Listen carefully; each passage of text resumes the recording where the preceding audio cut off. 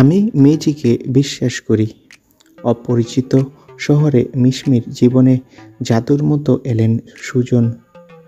টলিউডে বহু জনপ্রিয় ধারাবাহিকের পর অভিনেত্রী মিশমি দাস নতুন যাত্রা শুরু করেছেন মুম্বাই থেকে। জনক সিরিয়ালে রূপু চরিত্রে নজর কাড়ছেন নতুন দর্শককেও। চ্যালেঞ্জ অনেক, তবে এই শহরে কাজ করতে পেরে দারুণ খুশি মিশমি।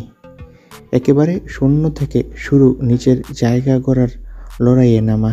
কিন্তু এই নতুন শহরেই শুধু কেরিয়ার নয়, বদলে যাচ্ছে জীবনের সুর।